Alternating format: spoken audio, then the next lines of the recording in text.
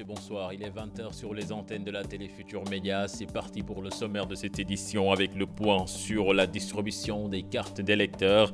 Sur les 5 millions de cartes produites, 3 millions ont été déjà distribuées. Kédougou et Malem Hodar figurent en tête avec 82%.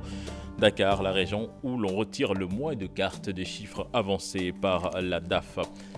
La marche avortée de la coalition gagnante Wattu Sénégal, c'est la satisfaction du côté des initiateurs qui crient victoire. Du côté de l'APR, on soutient que le pape du SOPI veut perturber les élections. C'était attendu, il l'a rendu public ce matin. Thierno Alassane Sall quitte l'APR. L'ancien ministre de l'Énergie soutient que ce parti n'est plus une alliance fidèle aux idéaux qui fondent la République. La dernière ligne droite de la campagne électorale à suivre les échos de la campagne dans ce journal. Nos rubriques habituelles aussi, moi député sénégalais lambda et la campagne 2 qui s'intéresse aujourd'hui à Mansour Faye. Voilà le sommaire de cette édition. Dans quelques instants, le développement.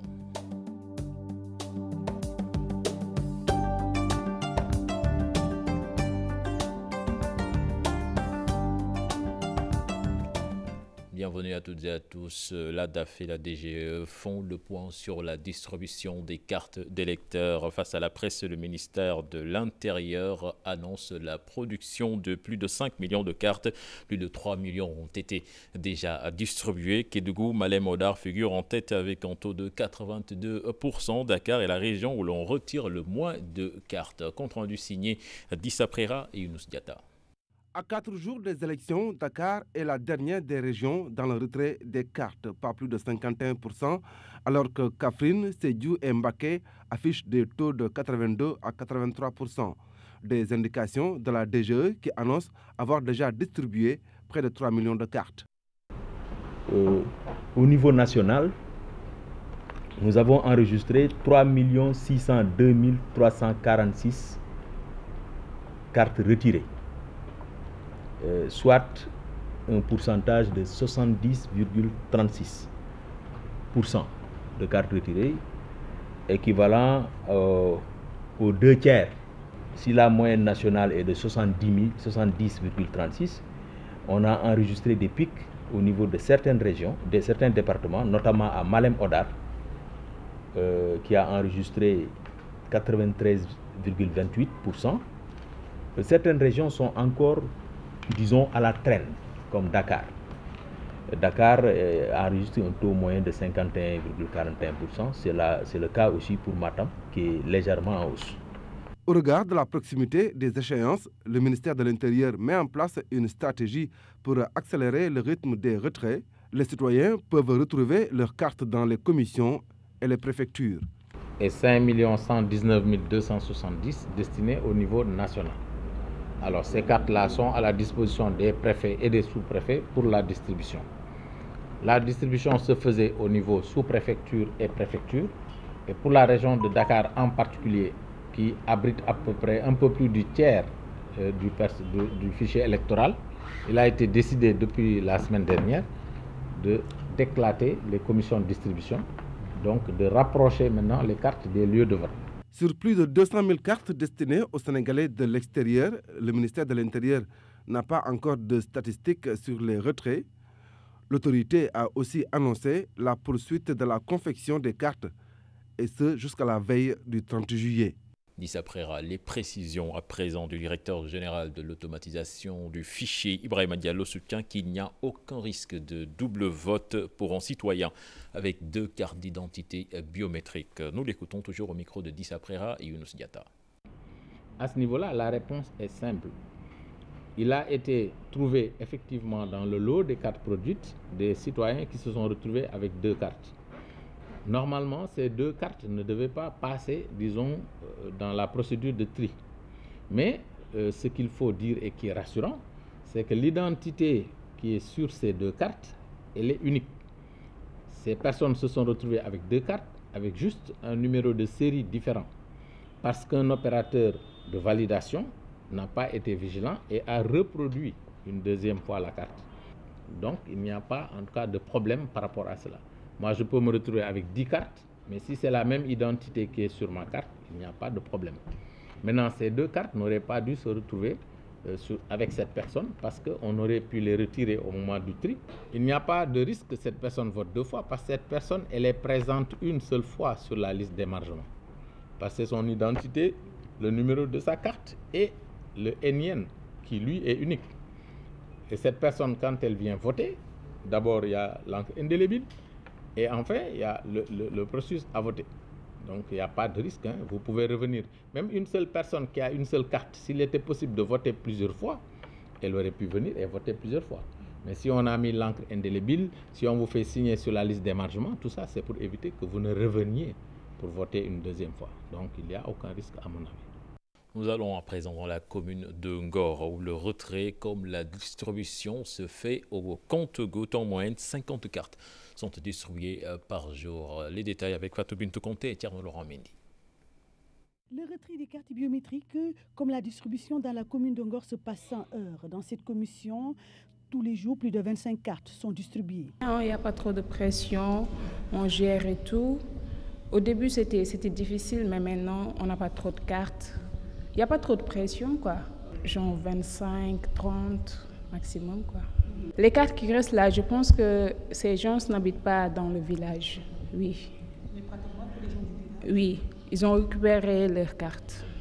À l'école Baïtir Samb, une autre commission, toujours dans la commune d'Ongor, presque 50 cartes sont distribuées tous les jours en attendant le nouveau lot qui arrive ce vendredi. La distribution se passe normalement. Au minimum 50, hein. Au minimum on a 50. 50 personnes qui viennent 50, oui, par jour, quoi. Pourtant, ce citoyen est venu plusieurs fois retirer sa carte, mais jusqu'à présent, rien, alors qu'il s'est inscrit depuis le mois de novembre. Apparemment, ce n'est pas encore sorti. Je vais essayer de voir au centre de Baïtir Samb, sinon aux Almadies, pour voir si par mégarde ils l'ont égaré là-bas ou bien... le délai était tellement court que voilà, je sais que tout le monde n'aura pas sa carte. Donc si je ne l'ai pas, je vais attendre après les élections. Mais j'espère l'avoir avant les élections pour pouvoir remplir mon devoir. La distribution, comme le retrait des cartes biométriques, se fait à compte-gouttes dans ces commissions Cisangor. D'ici vendredi, un rush est attendu dans ces commissions avec l'arrivée de nouvelles cartes. Reparlons de la marche avortée de la coalition gagnante Ouattara-Sénégal. Les organisateurs crient victoire. Le camp présidentiel tempère pour Abdourahmane Ndiaye de la Paire. Maître Abdoulaye Wade est plutôt sorti pour perturber l'organisation des élections législatives. Un sujet signé Aminata Mbaresso et Diafaraba. À notre arrivée, seul le chargé des élections était encore sur les lieux. Abdou Salam Bass tire un bilan satisfaisant de la marche initiée par la tête de liste de la coalition gagnante Ouattara-Sénégal. Le fait d'appeler aux citoyens qui n'ont pas reçu leur carte de venir manifester, procéder une marche de la place de l'Indépendance jusqu'au ministère de l'Intérieur a fait reculer le gouvernement. Maître Abdoulaye Wade a réussi son appel. Il a poussé le gouvernement à davantage communiquer sur l'état des cartes. Le gouvernement avait tout le temps dit que les cartes sont sorties. Ce sont les Sénégalais qui n'ont pas voulu aller les prendre. C'est la chanson qu'on nous a toujours servi. On a constaté, à la veille de la marche, Macky Sall déclare que des milliers de cartes ne sont pas fabriquées. Donc c'est un constat d'échec du gouvernement. Donc l'appel est important. N'eût été l'appel d'Abdoulaye Wade, donc personne ne saura que les cartes sont disponibles. Abdoulaye Wade, un ancien chef d'État, un opposant qui continue à faire peur le régime en place. Un lion est dangereux quand il est en liberté, mais un lion en cage.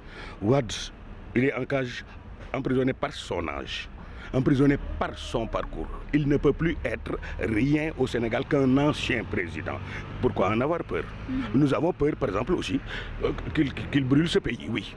Cet État, c'est un État policier et que cet État ne se préoccupe que pour ses intérêts propres. L'intérêt de la population, ce n'est pas l'affaire du pouvoir actuel. Abdourahmane Ndiaye, secrétaire administratif de l'Alliance pour la République, ne le voit pas ainsi, mais il reste persuadé que Maître Abdoulaye Wade est revenu au Sénégal juste pour perturber le déroulement des élections législatives. Toujours au lendemain de cette marche, les commerçants de Sandaga estiment que le manque à gagner est énorme pour eux. Ils en ont marre de payer les pots qu'ils n'ont pas cassés. Ils l'ont confié à nos reporters Thierry Laurent Mendy et Massy Ressard. 24 heures après la marche initiée par la tête de liste de la coalition gagnante Wattu Sénégal, le centre-ville reprend son cours normal. Des commerçants qui avaient fermé boutique hier estiment le manque à gagner. Vraiment, je suis vraiment désolé sur la marche d'hier.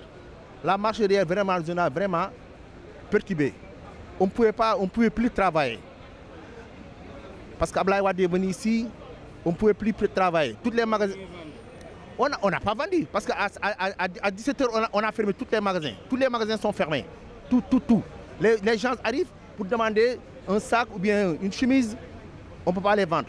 On est obligé de rester là, en train de causer jusqu'à 19h, on est rentré. Et pourtant, ils avaient des commandes qu'ils devraient livrer hier, mais le rêve est tombé à l'eau. Nous, les commerçants, on est des perdants. On a beaucoup perdu hier. Par rapport aux commandes qu'on avait reçues hier, finalement, toutes les commandes ont été annulées. Parce que dès qu'ils ont appris que Abdoulaye Wade va faire une marche à la place de l'Indépendance, ils nous ont appelé pour nous dire qu'il faut qu'on repousse cet rendez-vous.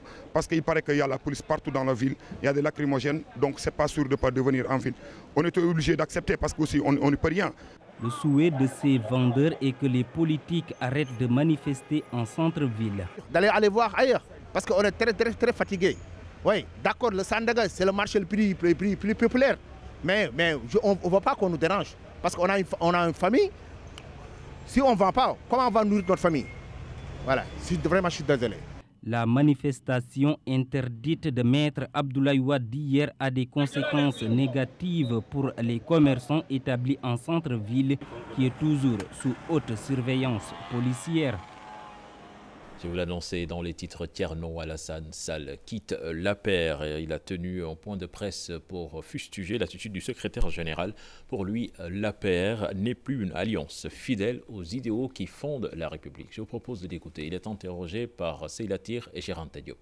Je voudrais vous informer de ma décision de démissionner de l'Alliance pour la République.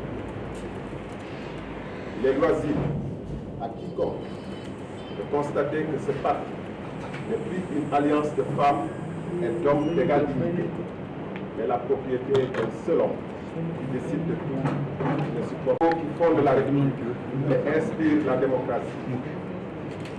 Les exemples font légion, mais il suffit, nous sommes convaincus, d'observer la campagne électorale en cours, qui donne à voir combien la conscience des électeurs est prise pour une marchandise.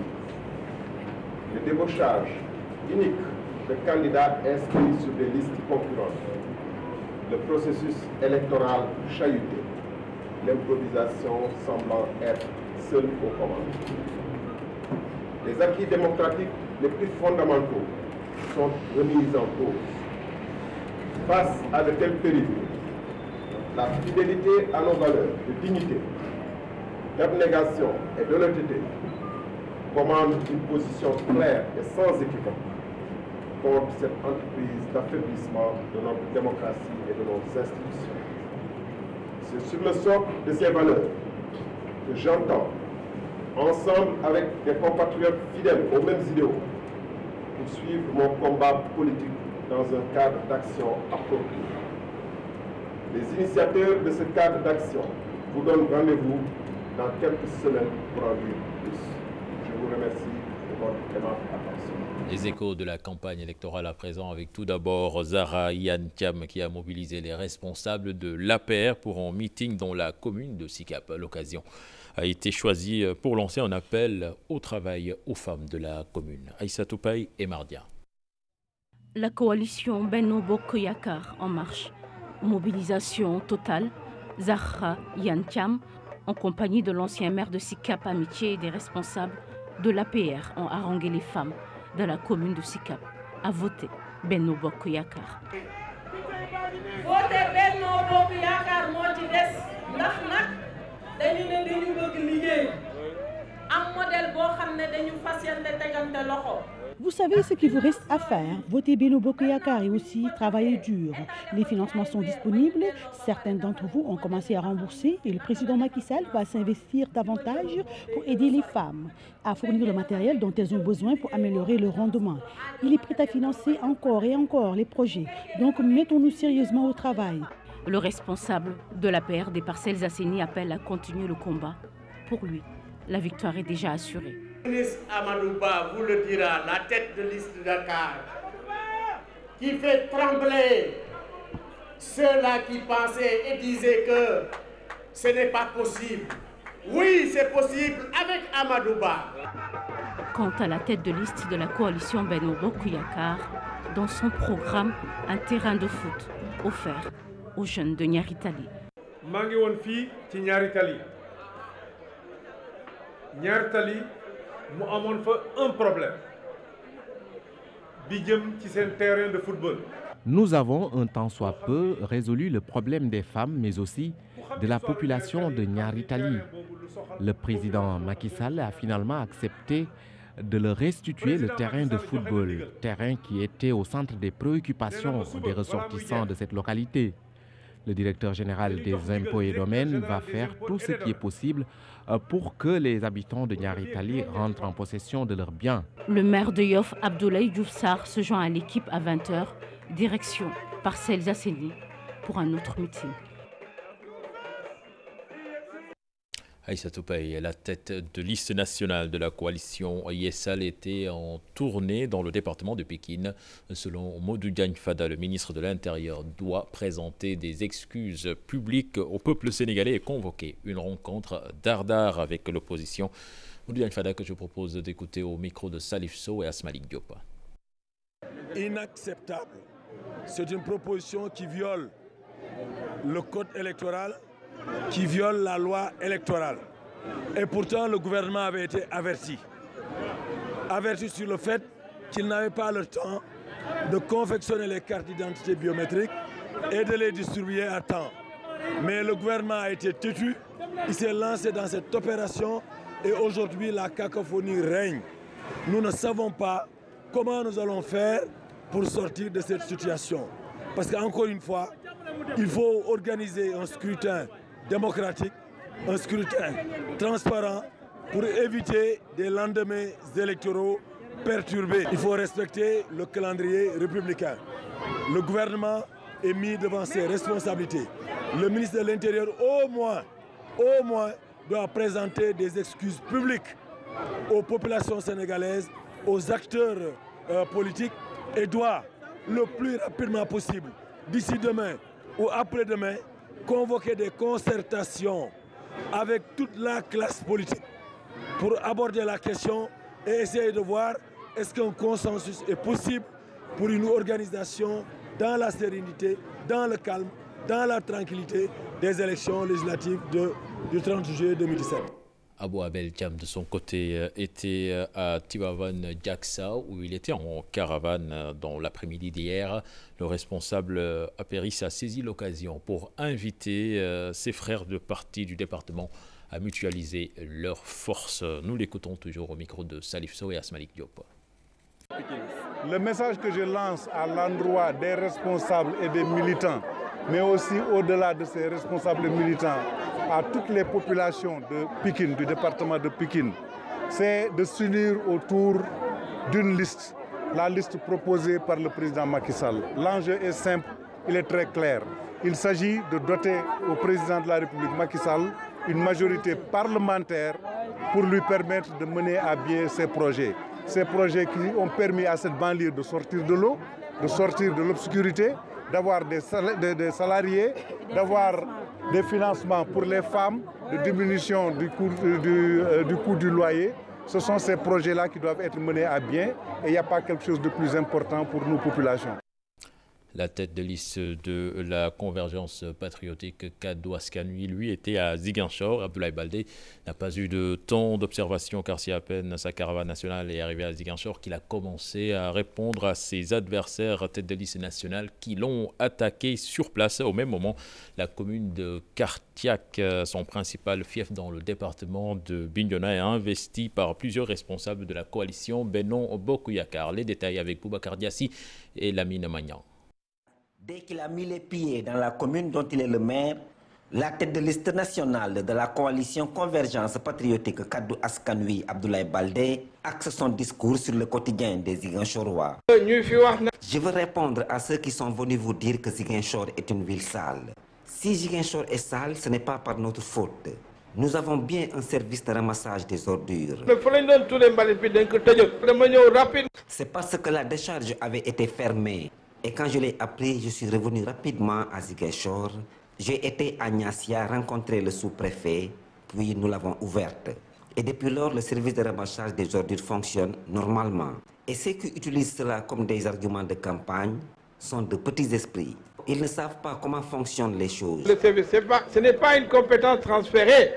Bon, demain, Dakar, quand moi il est ramassage du gouvernement, pendant ce temps, à Kartiak, commune dirigée dans le Bignona par un maire UCS, le Benno Bokk Yakaar déroule une stratégie de conquête avec comme principal thème de campagne le bilan du chef de l'État Macky Sall. Alors, notre apport, c'est d'abord de faire en sorte que les populations restent mobilisées, parce que ce sont les populations elles-mêmes qui nous parlent des réalisations du président de la République. Donc, les populations sont conscientes de ce que le président de la République a fait pour elles. Nous ne pouvons que venir les ragaillardir, les encourager et faire en sorte qu'elles restent mobilisées jusqu'au soir du 30 juillet. Donc, nous, notre contribution, c'est ça, et c'est pour que toutes les populations sachent l'ambition de M. le Président de la République pour la Casamance. Pendant que Abdoulaye Baldé est préoccupé par le quotidien des Ziguinchorois, ces responsables de Benno Bokk Yakaar font le tour de l'ensemble des villages de la commune de Kartiak pour défendre le bilan du président de la République. À présent, la rubrique Moi député qui est allée à la rencontre de Fambaye Ndoye. Elle est investie sur la liste de la coalition gagnante Wattu Sénégal. Elle est avec Mame Biram Diouf et Thierno Laurent Mendy. C'est Mme Diouf Fambaye Ndoye. Donc je suis investi en 4e position sur la liste départementale de la coalition gagnante Wattu Sénégal. Je suis informaticienne de formation, mais actuellement la profession que j'exerce, c'est je suis technicienne en santé et sécurité au travail. Son plus grand bonheur? Ce qui m'a marqué le plus, ce ne peut être que le jour de mon mariage. Fambaye Ndoye, née à Thiès, elle a grandi à Dakar après avoir décroché le bac direction l'UCAD. Bon, après mon bac, j'ai intégré la faculté des droits de l'université Cheikh Anta Diop de Dakar.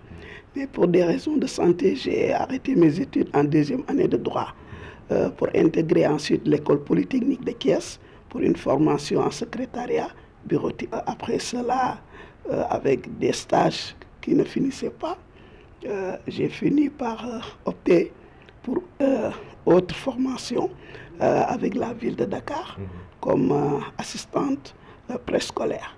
Et j'ai eu à intégrer les écoles préscolaires de la ville de Dakar où j'ai enseigné pendant 10 ans avant de faire la formation comme technicienne santé-sécurité et j'occupe actuellement le bureau santé-sécurité au travail de l'Union nationale des syndicats autonomes du Sénégal.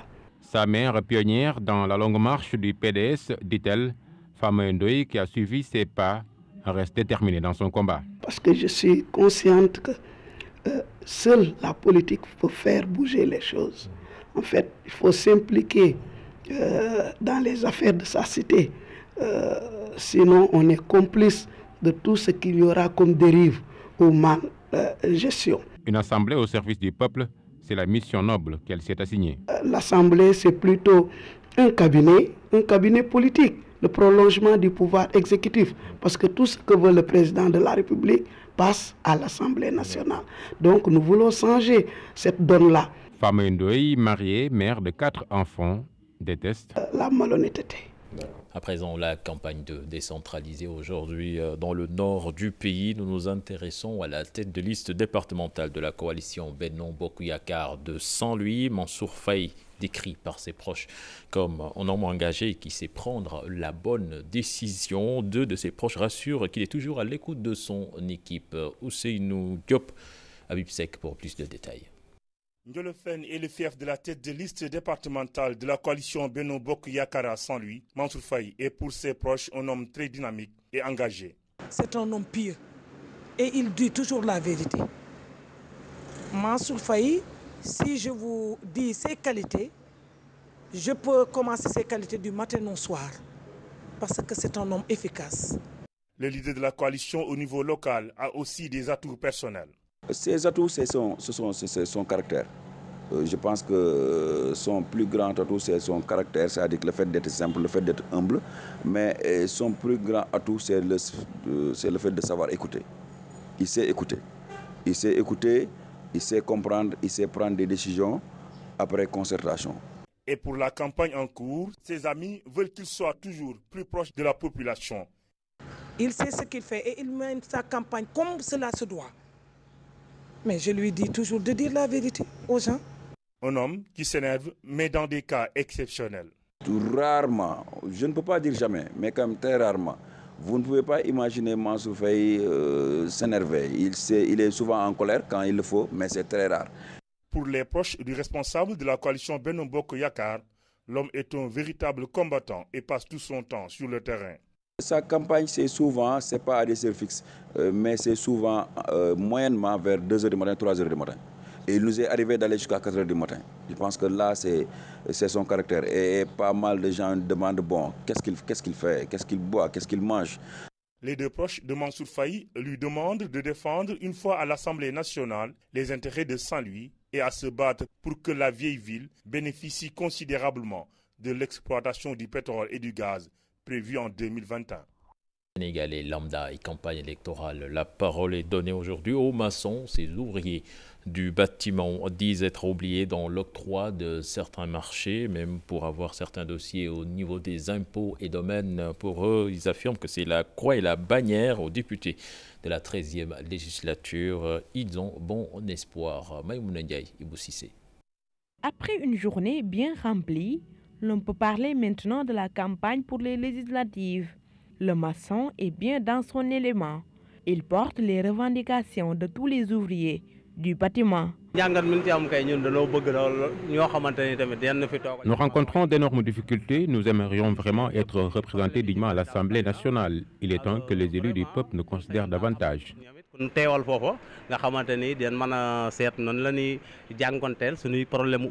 Modou Ning veut également qu'on allège les procédures pour l'obtention de certains marchés. C'est un véritable calvaire pour obtenir certains dossiers et les taxes nous fatiguent. Nous perdons beaucoup de temps pour obtenir ces dossiers. Et en plus, les marchés ne courent pas les rues.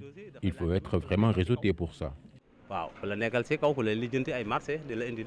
Au-delà des marchés, l'ouvrier demande des conditions de travail acceptables. Nous maçons jouons un rôle central dans la chaîne. Nous n'avons ni système de retraite ni salaire fixe. Et nous ne rencontrons que des problèmes. Les gens ne payent pas assez. Vous savez, la journée, c'est entre 2500 et 5000 francs.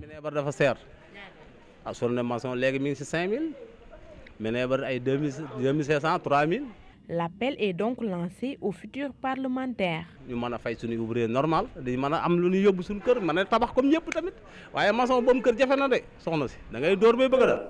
Merci à vous, Maïmouna Ndiaye. Peut-on parler de morale en politique? Des citoyens rencontrés se prononcent sur la manière de faire de la politique au Sénégal. Tout est parti du constat que les alliés d'hier sont les ennemis d'aujourd'hui et vice-versa. La rédaction de TFM pose le débat et donne la parole aux citoyens. En sujet signé Ibou Diouf et Pape Sangone Mbaye. C'est quoi cette manière de faire de certains hommes politiques sénégalais? Tantôt farouches adversaires, tantôt des compagnons d'infortune qui défendent la même cause, des positions controversées qui posent le débat sur la morale en politique. On ne forme plus les jeunes Tout ce qu'ils font, c'est que si tu me donnes de l'argent, je suis prêt à me tuer. Donc, et ce qui n'était pas normal. Dans la politique, il y a la morale. Parce que la politique, c'est la gestion de la cité. Donc, gérer une cité, ce n'est pas former des nervis ou bien armer des gosses de coupe-coupe ou bien de machettes. Les Sénégalais maintenant sont réveillés. Ils sont réveillés. Donc, ce n'est plus le Sénégalais d'il y a 10-15 ans de cela. Actuellement, ils savent analyser la situation politique du pays. Ils savent maintenant faire la part des choses. Au Sénégal, la politique nous réserve plein de surprises. Soit on est pris dans son propre piège avec des décisions prises dans le passé, ou on prend aujourd'hui un verre avec l'ennemi juré d'hier. Je prends tout simplement l'exemple de nous, enseignants, donc, qui sommes des élèves maîtres. Nous avons vu tout dernièrement une loi qui est introduite à l'Assemblée nationale dans 48 heures.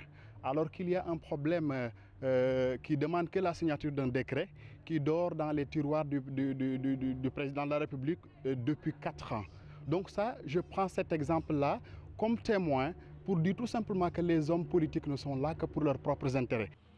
La politique au Sénégal, pour ne pas dire la gestion de la cité Made in Sénégal, une situation qui repose le débat sur les promesses électorales. Je vais le citer, Maître Wade, les promesses n'engagent que ceux qui y croient.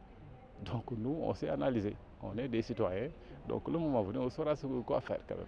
Voir des hommes politiques à la place des promesses qui mettent des actes concrets et que nous, populations, que nous pouvons mettre la main sur ces actes-là. Des citoyens qui se prononcent sur la gestion de leur cité. Lors de ce scrutin, avec leurs cartes électeurs, ils pourront contribuer peut-être à assainir l'environnement politique national. Ibou Diouf, l'écrivain Mame Alborignan plutôt invite les jeunes qui se donnent en spectacle dans les scènes de violence dans la campagne électorale à rester dignes. Il prépare un ouvrage consacré au bouleversement politiques et sociaux nés d'une façon peu orthodoxe de faire la politique au Sénégal. Il a rencontré nos reporters Mame Biram Diouf et Mohamed Dia. Des scènes de violence qui suscitent l'émoi et la consternation au centre de ces actes d'une barbarie censée se renouveler, des jeunes. Des scènes de violence pareilles, mais cela ne peut faire que m'écœurer. Quand je vois cette masse de jeunes dans la rue, mais je me pose des questions.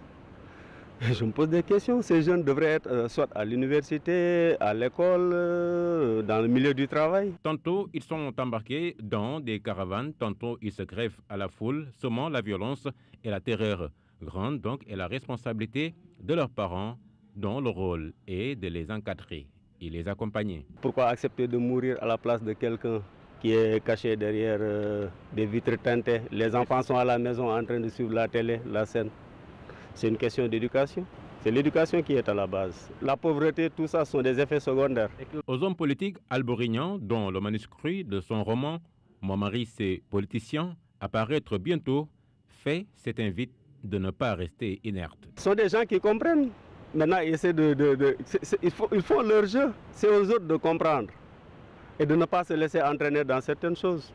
Aux jeunes qui sont souvent au devant de ces scènes, il les interpelle à faire partie de la génération consciente. Autre aspect de l'actualité à présent, zone franche industrielle, des entreprises et des emplois menacés de disparition suite à l'échéance de la loi portant sur le site des travailleurs rue sur les brancards en sit-in.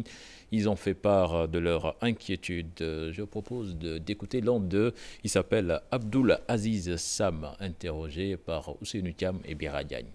Vous savez, il y avait plus de 4000 personnes dehors. Franchement, c'est plus de 6 000 familles, voire 60 000 à l'extérieur. Cela veut dire que donc on multiplie les 6 000 employés, multipliés à leur famille, ça va nous faire 60 000 qui risquent d'être exclus par le ministre de l'économie et des finances. C'est tout ce que nous voulons. Nous interpellons directement le président de la République à arrêter son ministre des Finances, franchement, pour qu'il arrête tout ça et puis essayer de renouveler le bail de la Jeune France. C'est tout ce que nous demandons. Parce qu'avec le non-renouvellement là du bail, c'est compliqué. C'est compliqué, vous le savez tous, les entreprises ont beaucoup de charges. Quelles sont les entités qui... C'est plus de 7 entreprises. Il faut comme Macky Sall, nous l'interpellons directement pour qu'il arrête vraiment ça. Nous allons dans le sud du pays. Plus de 45 villages de l'arrondissement de Niaguis dont la rue pour exiger la reprise des travaux de la route nationale numéro 6. Les conséquences de l'arrêt de ces travaux ont été désastreuses pour les populations. On écoute le porte-parole du collectif. Il est interrogé par Boubacar Diassi. Nous ne sommes pas du tout contents. Pas du tout alors. Parce que la RN6, les travaux du chantier ont commencé depuis 2013. On nous avait dit que les travaux devaient durer juste 30 mois. Ça fait presque 4 ans que cette route n'est pas finie. Et vous voyez que tout le temps, nous avons des accidents mortels. Vous avez vu les canaux à ciel ouvert. Vous avez vu que la déviation, le barrage de Guidel, ce n'est pas un barrage qui doit porter les gros porteurs. Ce barrage-là, avec les bus et autres gros véhicules, peut un jour s'effondrer et causer une catastrophe. On a parlé aux autorités, on a parlé à qui de droit. Jusqu'à présent, nous n'avons pas de réponse. Et nous tenons à vous dire que les populations veulent agir. C'est nous qui les avions retenus. Si nous ne faisons pas l'interface entre les populations et l'État, je crois que les choses se seraient passées très mal. On voudrait dire à l'autorité, à l'État, que nous voulons qu'ils fassent le maximum pour que cette route-là soit faite tout de suite et maintenant. Pendant cette saison des pluies-là, elle cause des inondations et ces populations ne peuvent pas continuer à être inondées à cause d'une route qui a été financée depuis presque 10 ans. Nous ne pouvons pas l'accepter. Et puisque nous, avant d'être chefs de village, nous sommes des citoyens, nous marcherons avec eux parce que nous sommes d'abord des citoyens avant d'être des chefs de village. Nous tenons à dire à l'État de faire le maximum pour régler cette situation-là le plus rapidement possible et dans les meilleurs délais. Faire en sorte que le budget du ministère de la Santé et de l'Action sociale puisse atteindre 15% du budget national. C'est ainsi qu'une table de concertation nationale sur le processus devant aboutir à cet objectif s'est tenue à Dakar. Là-dessus, nous écoutons les explications du docteur Abdoulaye Diaw du ministère de la Santé au micro de Mame Biram Diouf. On a pu noter, c'est qu'en termes de proportion, la part du budget de l'État alloué au ministère de la Santé varie entre 5 et 8% selon que l'on calcule la part du ministère de la Santé seul ou la part aussi, si on y associe la part des autres ministères qui ont des activités de santé également comme l'éducation nationale, les forces armées et les autres ministères. Nous aurons toujours besoin de ressources pour que les équipements, parce qu'avoir un équipement c'est une chose, mais le maintenir c'est aussi important. Aujourd'hui, on peut acheter un équipement, le mettre en place, mais si les frais de maintenance ne suivent pas ou bien n'accompagnent pas ce projet d'achat d'un équipement lourd, au bout de quelques années, nous allons revenir aussi dans des situations où nous tomberons en panne. Mais dans ce nouveau projet, tout a été pris en compte et bien pris en compte et nous vous disons que, Inch'Allah, tout va bien se passer. Vous savez bien qu'aujourd'hui, il y a, disons, 2 grands groupes de maladies. Il y a les maladies infectieuses et il y a les maladies qu'on dit réémergentes qui ne sont pas infectieuses. Et pour toutes ces maladies, justement, nous avons besoin d'énormes ressources pour venir à bout et arriver à les contrôler. Parlons à présent d'éducation avec la cérémonie de distinction des meilleurs élèves des districts de Yoff, Mermoz, Sacré-Cœur, Ngor et Ouakam. Une initiative de l'inspection de l'éducation et de la formation des Almadies. Il vise à encourager l'excellence des élèves du préscolaire à l'enseignement moyen. Écoutons à ce propos Mariam Polelba de l'IEF des Almadies, interrogée par Ibou Diouf. Cette fête prend en compte les enfants depuis le préscolaire parce qu'à l'IEF des Almadies, ce que nous voulons, c'est cultiver l'excellence. Et cette excellence, nous la cultivons déjà au préscolaire. Voilà pourquoi aujourd'hui nous nous trouvons avec 300 lauréats à primer, aussi bien du préscolaire, de l'élémentaire et du moyen secondaire. Les 3 districts, c'est Sacré-Cœur, Mermoz, nous avons aussi Yoff, nous avons aussi Ngor et Ouakam. Donc, tous ces districts-là, ces circonscriptions se rassemblent autour de l'IEF des Almadies pour fêter l'excellence.